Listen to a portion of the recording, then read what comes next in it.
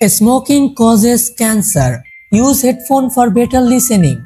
সুপ্রিয় শ্রোতা বন্ধুরা, আসসালামু আলাইকুম, আদাব, নমস্কার এবং শুভ সন্ধ্যা। সবাইকে অন্ধকারের আর্তনাদে সাদর অভ্যর্থনা জানাচ্ছি। অন্ধকারের আর্তনাদে আজ শুনবেন গজেন্দ্র কুমার মিত্রের অলৌকিক গল্প নজর। গল্প পাঠে আমি আকিব। গজেন্দ্র কুমার মিত্রের জন্ম 1908 সালের 11 নভেম্বর কলকাতা শহরে। বাল্যশিক্ষা শুরু হয় কাশীর অ্যাংলো বেঙ্গলি স্কুলে। কলকাতায় ফিরে এসে ঢাকুরিয়া অঞ্চলে গজেন্দ্র কুমার বসবাস শুরু করেন এবং বালিগঞ্জ জগৎবন্ধু ইনস্টিটিউশনে ভর্তি হন। স্কুল জীবন অতিক্রম করে অতঃপর তিনি সেন্ট জেভিয়ার্স কলেজে ভর্তি হন।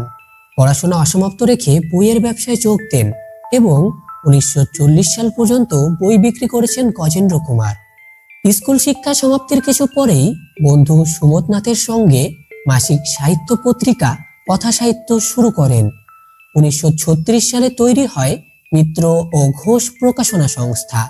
গজেন্দ্র কুমারের প্রথম প্রকাশিত উপন্যাস মনে ছিল আশা, গল্পগ্রন্থ ত্রিয়াস চরিত্রম।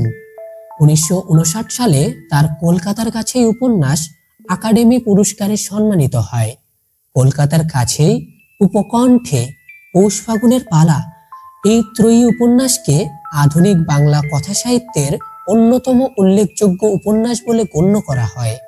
পৌষ ফাগুনের পালা 1964 সালে রবীন্দ্র পুরস্কার পায়। গজেন্দ্র কুমারের লেখনীর বিচরণ ক্ষেত্র বিরাট ও ব্যাপক। সামাজিক উপন্যাস, পৌরাণিক উপন্যাস, ঐতিহাসিক উপন্যাস, ছোট গল্প, কিশোর সাহিত্য, সর্বত্রই তার অবাধগত। সুদীর্ঘ 60 বছরের অধিককাল ধরে তার কয়েক হাজার ছোট গল্প ও 50টিরও বেশি উপন্যাস প্রকাশিত হয়েছে। তিনি ছিলেন একজন প্রখ্যাত ভারতীয় বাঙালি লেখক, প্রকাশক ও অনুবাদক। গজেন্দ্র কুমার মিত্র মৃত্যুবরণ করেন 16 অক্টোবর 1994 সালে।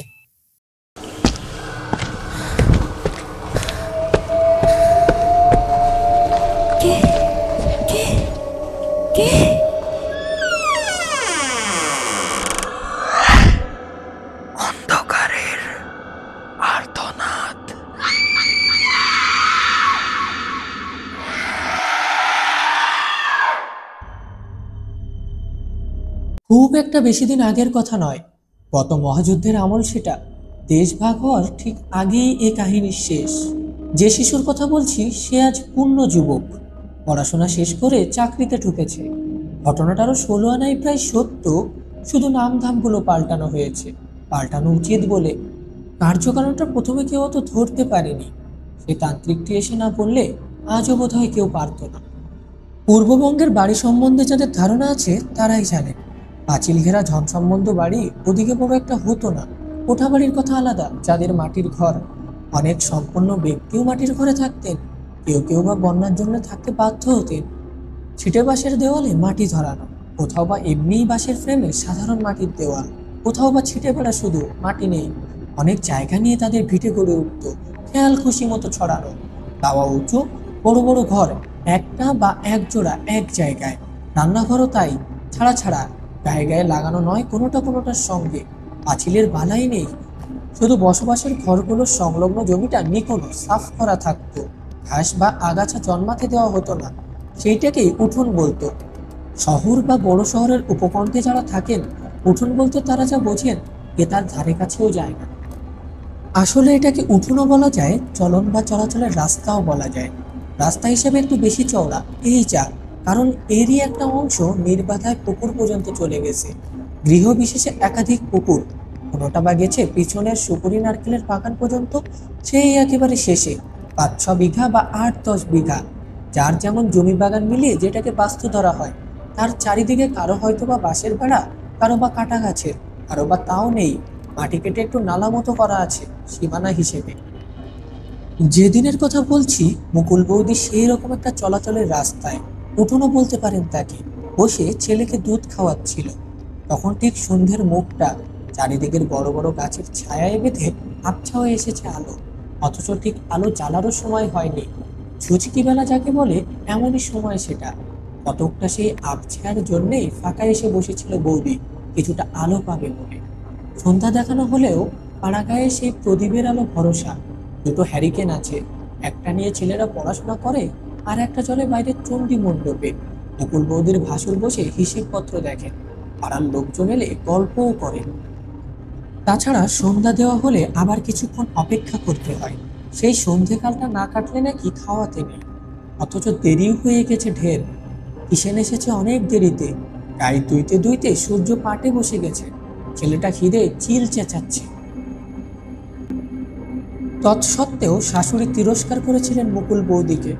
ও কি গা বৌমা, এই রাক্ষসী বেলায় তুমি পথে বসে ছেলেটাকে দুধ খাওয়াচ্ছ? খোলা জায়গা, যাতায়াতের পথ, পথ নয়, চার রাস্তার মোড় বলাই উচিত। চারটে পথ চারদিকে চলে গেছে, এই কি একটা বসবার জায়গা হলো? এমন সময় কোনো খোলা জায়গাতেই খাওয়াতে নেই, অন্যি দেবতাদের নজর লাগে।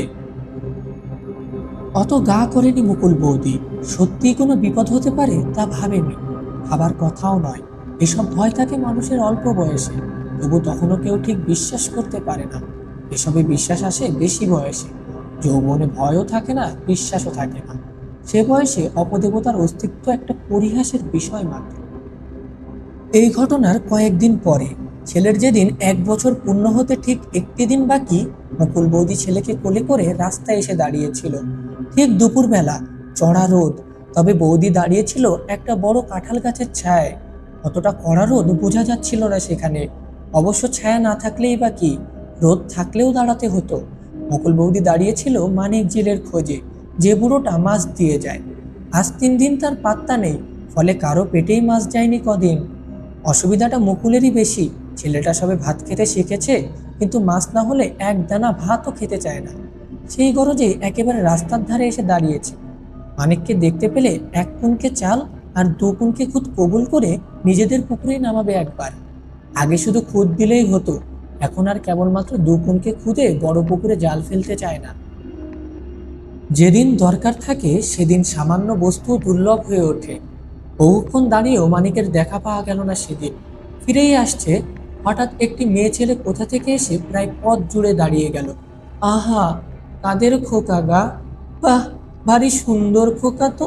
তোমার বুঝি গা মা? এইটি প্রথম না আর আছে? বাহ, বুক জুড়ানো ধন। হ খোকা বাবু, আমার সঙ্গে যাবে? পেট পুড়ে রসগোল্লা খাওয়াবো। বলতে বলতেই হাত বাড়িয়ে খোকাকে কোলে টেনে নিল সে। ইচ্ছা ছিল না মুকুল বৌদির, যার তার করে ছেলে দেওয়া পছন্দ করে না সে। বিশেষ করে সব মুখে মুখ দিয়ে চুমু খায়, বিশ্রী লাগে ওর।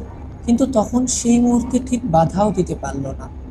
স্বভাবতই ছেলে মেয়েকে সুন্দর বললে মা একটু কোলে যায়, আর দিনে দুপুরে পাড়ার মধ্যে ছেলেকে একবার কোলে করবে, আপত্তিরই বা কি কারণ দেখাবে?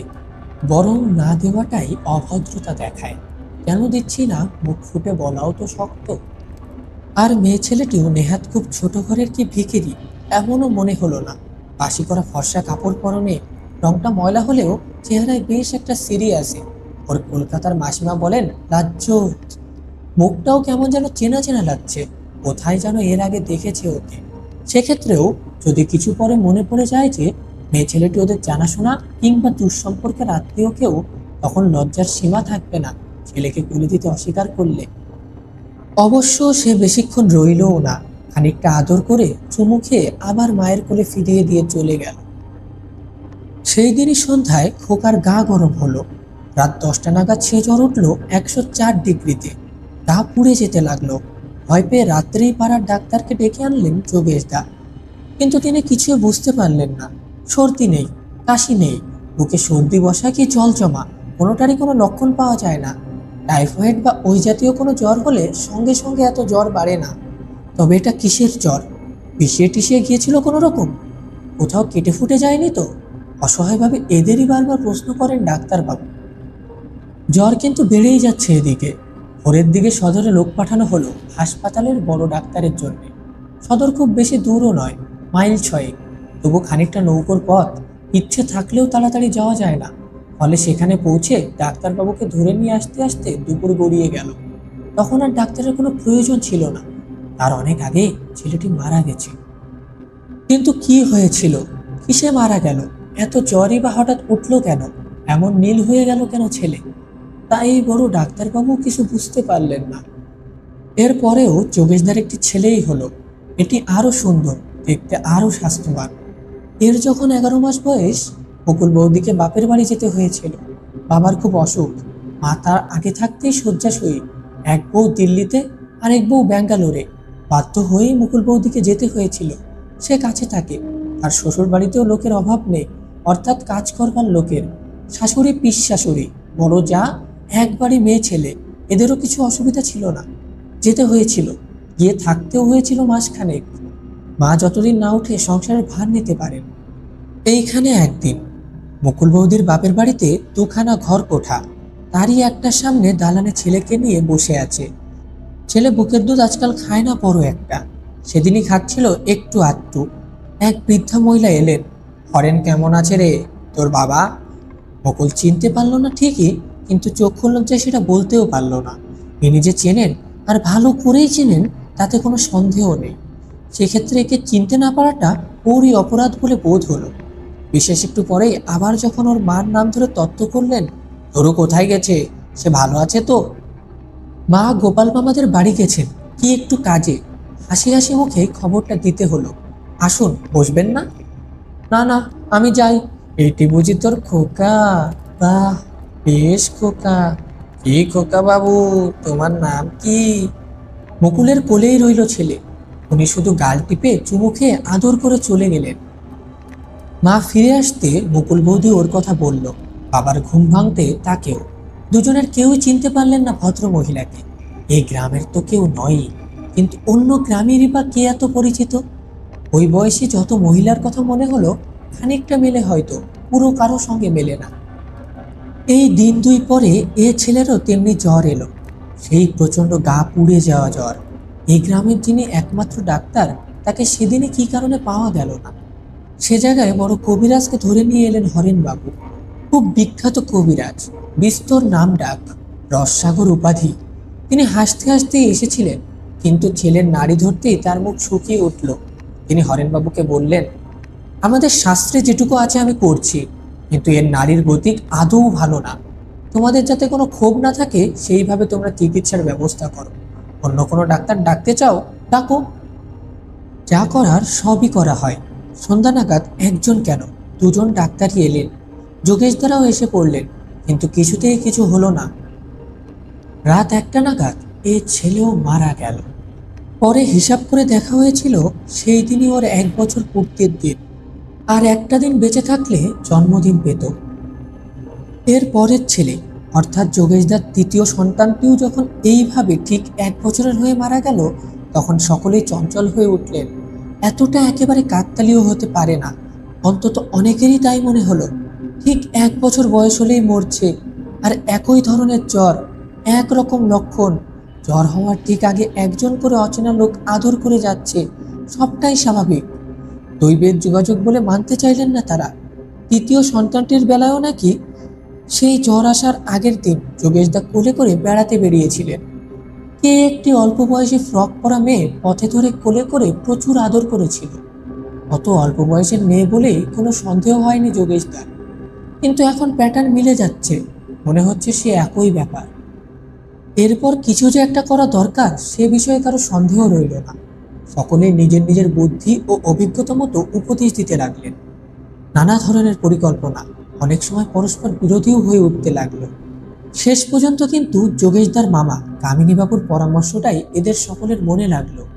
কামিনীবাবু জানালেন, ওদের গ্রাম থেকে 3খানা গ্রাম পরে এক তান্ত্রিক সাধক থাকেন, বিচার সিদ্ধ, খুব বড় সাধক নাকি।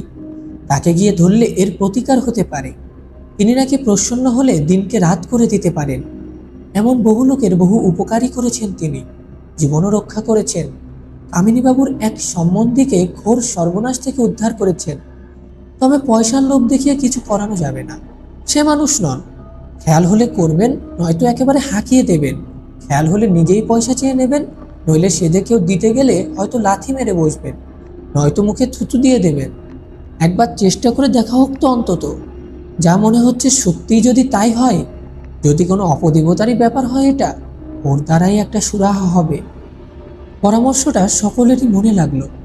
কামিনীবাবু বলে দিলেন, পায়খানার কাপড়ে বা সম্ভব হলে আরও অসুচি অবস্থায় তার কাছে যেতে হবে।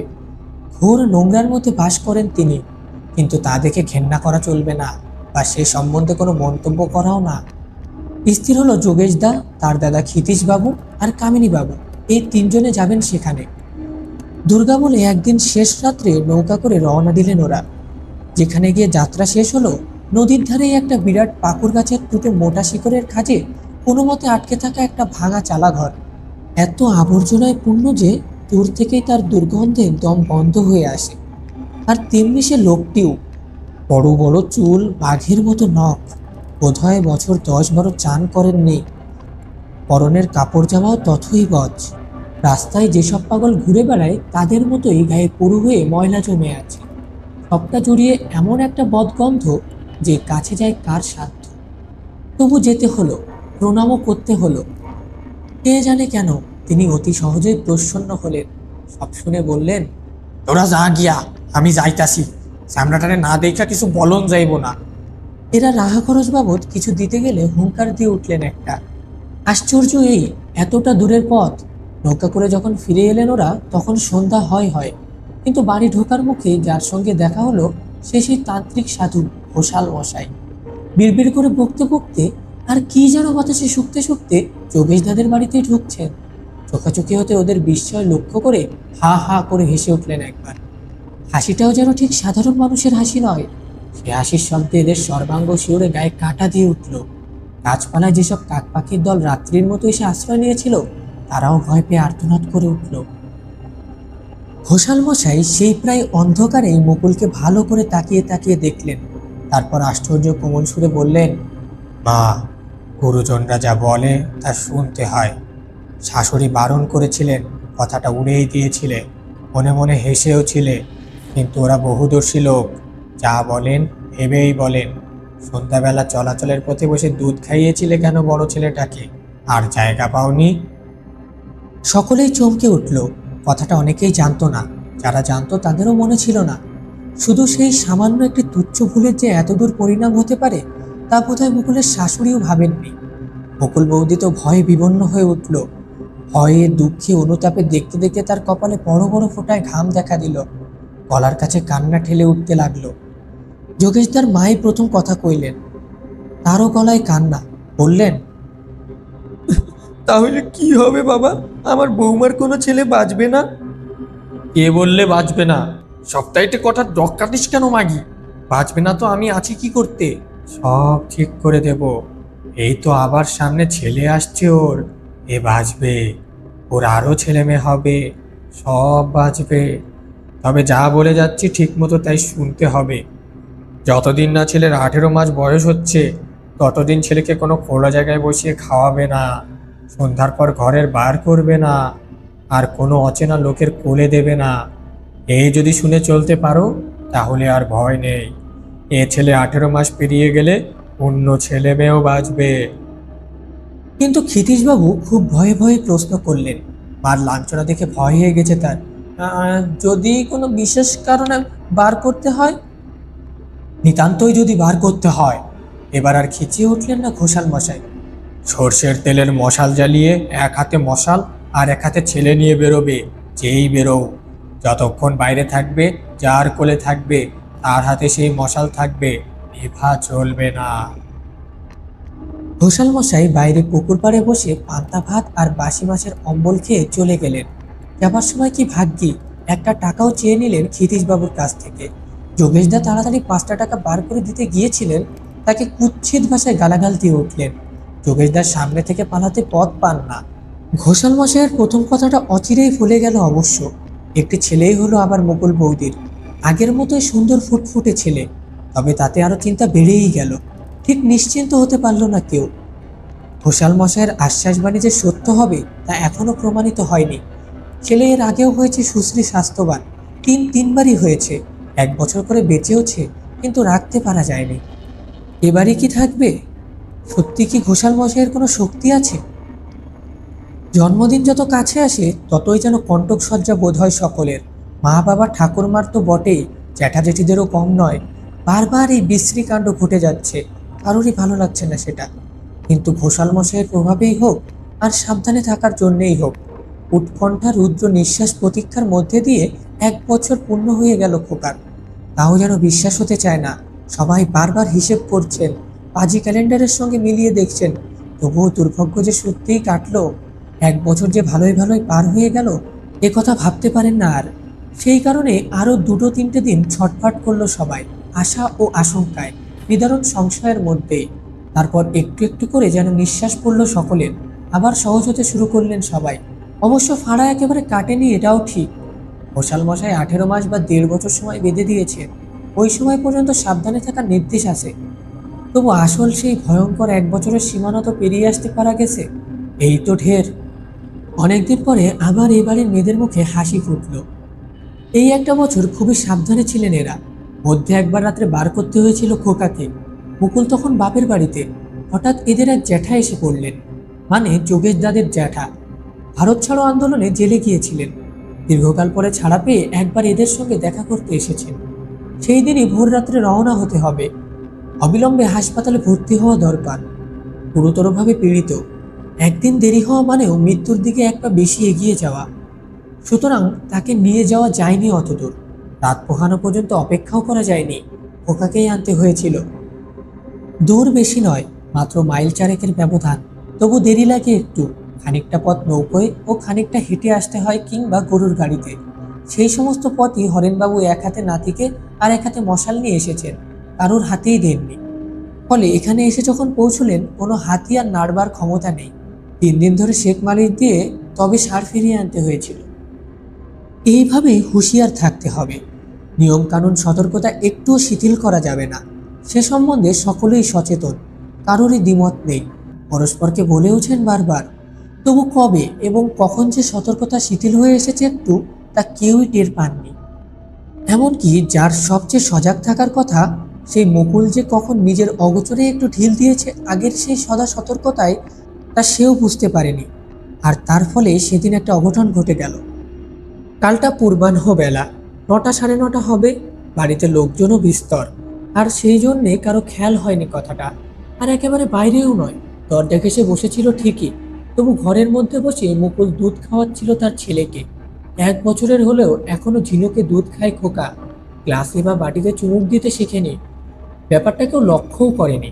সকলের চোখের সামনে বলেই হয়তো বিশেষ করে লক্ষ্য করার মতো মনে হয়নি কারো। একান্ত সহজ ও স্বাভাবিক দৃশ্য। ঘরের সামনে দাওয়ায় বসে খাওয়ালেও কেউ লক্ষ্য করতো না, লক্ষ্য করার কিছু আছে বলেও ভাবতো না। সেই জন্যই বুড়িটা কখন এসে দাঁড়িয়েছে এবং এক দৃষ্টে চেয়ে আছে ছেলেটার দিকে, তাও কেউ অত লক্ষ্য করেনি। এই সময়টা পাড়ার বহু মেয়ে ছেলেরা আসে। আসে তারা নানান কাজে। কেউ ধান ভেঙে দিয়ে যায়, কেউ বা ঘরের কোনো কাজ করতে আসে, কেউ আসে মাছ বেচতে, কেউ মুড়ি ভাজতে, কেউ গোয়ালের কাজ করে, কেউ বা নিজের গরজেই আসে, টাকা ধার করতে, তেল ধার করতে, চাল ধার করতে। ভিক্ষার্থী সাহায্যার্থী হয়েও আসে অনেকে। তাছাড়া অনেকেরই এটা যাতায়াতের পথও। এদের বড় পুকুরে স্নান করতে আসে অনেকে, পুকুর পাড় থেকে শাক তুলতেও। এদিক থেকে ওদিকের কোনো বাড়ি যাবার পক্ষেও এদের উঠোন ডিঙিয়ে যাওয়া সহজ। সময়টাও কর্মব্যস্ততার। এসব দিকে সকালের জীবন শুরু হয় শহরের থেকে অনেক পরে। সেজন্যেও কটকটা ধীরে সুস্থে কেউ কারো দিকে নজর রাখতে পারে না। নজরে পড়ল প্রথম যোগেশদার মারি।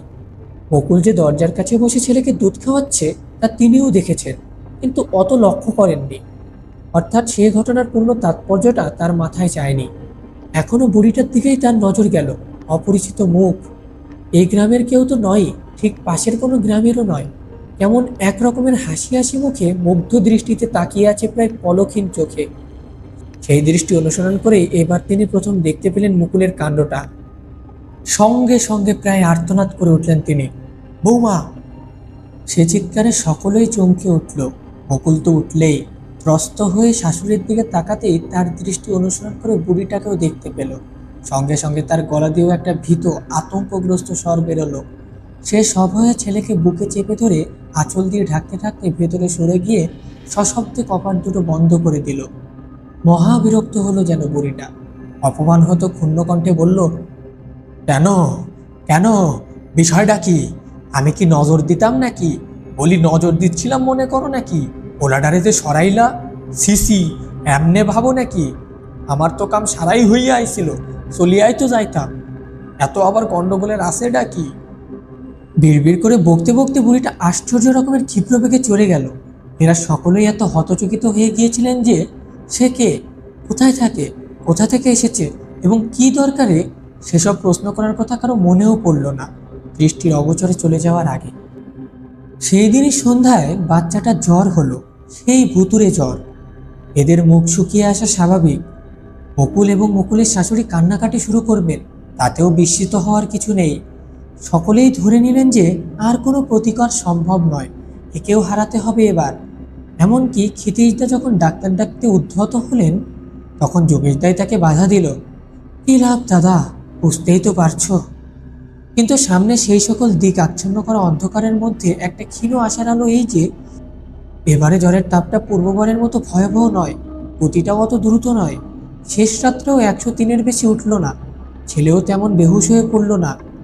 ক্ষিতীশদা তখনই মনস্থির করে ফেললেন, আর কারো কথা শুনবেন না তিনি। একেবারেই সদর থেকে বড় ডাক্তার ডাকবেন। আর এবার একটা ঘোড়া হয়েছে, সদরে পৌঁছাতে 1 ঘন্টার বেশি লাগবে না। যদি ডাক্তারকে ধরতে পারেন তো বেলা 9টা-10টার মধ্যেই তাকে নিয়ে চলে আসতে পারবেন। যোগেশদারও বোধ হয় জ্বরটা দেখে একটু ক্ষীণ আশার সঞ্চার হয়েছে, তিনি তাই আর বাধা দিলেন না। কিন্তু ঘোড়ায় চলে বাড়ির সীমানা পেরিয়ে রাস্তায় এসে পড়তেই ঘোড়াটা হঠাৎ ভয় পেয়ে সামনের পা দুটো তুলে চিৎকার করে উঠল। ক্ষিতীশদা পড়ে যেতে যেতে কোনো মতো সামনে নিয়ে চেয়ে দেখলেন সামনে একটা মানুষের মতো কি। সেই শেষ রাত্রের ঝাপসা আলোতে আরেকটু ঠাউরে দেখলেন ঘোষাল মশাই। আপন মনে বিড়বিড় করে কি বকছেন, আর ওপর দিকে মুখ তুলে কি যেন শুকছেন। এবার মনে পড়ল তার কথাটা সবারই। ক্ষিতীশদা ঘোড়া থেকে নেমে তার পায়ে পড়লেন। ঘোষাল মশাই মুকুলকে আর মুকুলের শাশুড়িকে খুব তিরস্কার করলেন। তার তিরস্কার সাধারণ তিরস্কার নয়, উচ্ছিত কদর্য ভাষা। এমনি শুনে কানে আঙুল দিতে হয়। ছেলেপুলে কি গুরুজনদের সামনে দিলে তো দাঁড়ানোই যায় না। তবে অভয়ও দিলেন ঘোষাল মশাই, বললেন, ডাক্তার ডাকতে হবে না, ও বেটাদের কম্য নয়। ওরা জানে মানুষ মারতে, এমনি ভালো হয়ে যাবে। চরম অনিষ্টতা হতে পারেনি, আর 2 মিনিট দেরি হলে তাও হতো, তখন আর কিছুতেই বাঁচানো যেত না। যাকগে, আমি আছি, ছেলের জ্বর না ছাড়লে যাচ্ছি নি, তোরা নিশ্চিন্ত থাক। 3 দিন থাকবেন তিনি বললেন। কোথায় থাকবেন, কি খাবেন, সে সম্বন্ধেও স্পষ্ট নির্দেশ দিয়ে দিলেন। বাড়ির সীমানার বাইরে পাড়ার আস্তাকুর যেটা জঞ্জাল টঞ্জাল ফেলা হয়, সেদিনও একটা আধপচা মরা কুকুরকে ফেলে দিয়ে গেছে, সেইখানে থাকবেন। রসুন দিয়ে পচা মাছের তরকারি রেঁধে দিতে হবে, আর পান্তা ভাত। কেবল শেষ দিন রাত্রে অতিরিক্ত 2 বোতল দেশি মদ এবং খানিকটা ঝলসানো পোড়া মাংস চাই। ঠিক 3 দিনের দিনই ছেলের জ্বর ছেড়ে গেল। ঘোষাল মশাই বললেন, আর ভয় নেই, এবার যা খুশি করতে পারিস। আর সে আসবে না, অন্তত এ বাড়ি ঢুকবে না। তবে 18 মাস পূর্ণ হবার আগে এ বাড়ির বাইরে কোথাও যাস না। আর দেরিও তো নেই, মোটে 2 মাস, নাই বা গেলি কোথাও। ঘোষাল মশাইও সেদিন রাত্রে অন্তর্হিত হলেন। পরের দিন ভোরে উঠে আর তাকে দেখা গেল না। যেমন হঠাৎ এসেছিলেন তেমনি হঠাৎই চলে গেলেন। এর মাসখানেক পরে একদিন সেই বুড়িটাকে আবার ওদের বাড়ির সামনে রাস্তায় দেখা গিয়েছিল। যেন কি একটা মতলবে ঘুরে বেড়াচ্ছে, ভেতরে ঢোকারই ইচ্ছে, কিন্তু ঠিক ঢুকতে সাহস করছে না। ভাবভঙ্গি কতকটা সেরকম। যোগেশদার মাই প্রথম দেখতে পান তাকে, চিনতেও পারেন সঙ্গে সঙ্গে। তিনি চিৎকার করে ছেলেকে ডাকেন। চিৎকারে যোগেশদা ক্ষিতীশদা দুজনেই ছুটে আসে। সেদিন বাড়িতে অনেকে এসে পড়েছিল। ক্ষিতীশদার ভাগ্নেরা, কামিনী মামার ছেলেরা, নিস্তর ছোকরা, তারাও হইচই করে বেরিয়ে পড়ল। এরা কেউই চিনত না বুড়িকে, কিন্তু ব্যাপারটা শুনেছিল। যোগেশদা সেদিন দেখেছিল, আজও চিনতে পেরেছে। মায়েদের কাছে পরিচয়টা দিতে দিতে সে রাস্তায় বেরিয়ে ছুটতে লাগলো বুড়িটার পিছনে। বহুদিনের নিরুদ্ধ উৎসাতা, স্ত্রী হত্যা হয় হোক, ডাইনিটাকে নিজে হাতে পুড়িয়ে মারবে সে। ততক্ষণে ছেলের দলও বেরিয়ে এসেছে, সবাই মিলেই ছুটতে শুরু করলো। বুড়িও ব্যাপারটা বুঝে ছুটতে শুরু করেছে আগেই, তবে তা নিয়ে ওরা কেউ মাথা ঘামায়নি অত। একে মেয়ে ছেলে, তাই বুড়ো মানুষ, কতক্ষণ পারবে ওদের সঙ্গে ছুটতে? কিন্তু আশ্চর্য এই, এরা সকলেই অল্প বয়সী, গ্রামের ছেলে, খেলাধুলাও করে সকলে, ছোটা প্রত্যেকেরই অভ্যাস আছে এদের। তবুও বুড়িটাকে ধরতে পারলো না ওরা। ওরা যত জোর দেয় বুড়িও তত জোরে দৌড়োয়। ছুটতে ছুটতে ক্রমশ গ্রামের সীমানায় এসে পড়ল।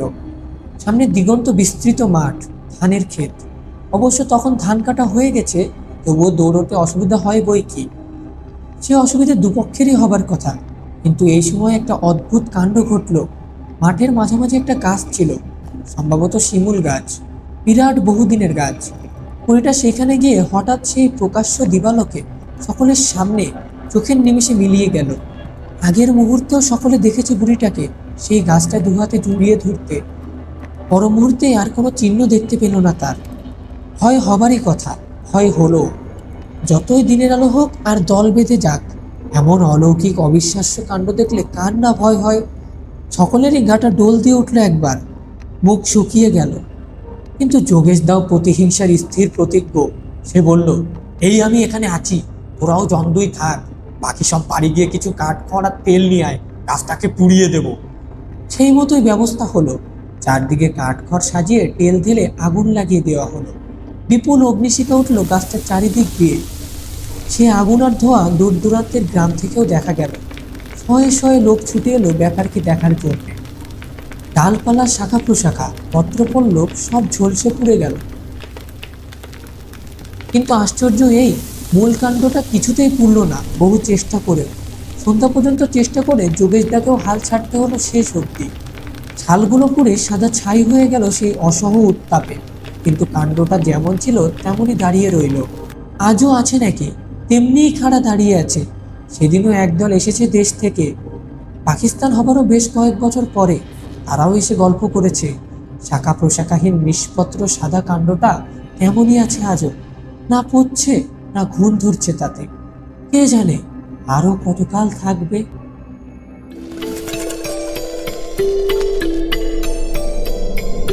অন্ধকারের আর্তনাদে আজ শুনলেন গজেন্দ্র কুমার মিত্রের লেখা গল্প নজর। আশা করছি খুব শীঘ্রই আবারও নতুন কোনো রোমাঞ্চকর গল্প নিয়ে আপনাদের সামনে হাজির হব। ধন্যবাদ। যদি কেউ স্বরচিত বা স্বচক্ষে দেখা রোমাঞ্চকর বা ভৌতিক গল্প আমাদের পাঠাতে চান, তাহলে অন্ধকারের আর্তনাদ 2024@gmail.com পাঠাতে পারেন। চাইলে ভয়ঙ্কর অভিজ্ঞতার কথাও আমাদের জানাতে পারেন। আবারও বলছি, ANDSOKARER অন্ধকারের ARTONAD আর্তনাদ 2024@gmail.com অন্ধকারের আর্তনাদ 2024@gmail.com এই ঠিকানায় পাঠাবেন। প্রেরকের নাম ও পরিচিতি সহ শ্রোতাচরিত শিরোনামে প্রকাশ করা হবে।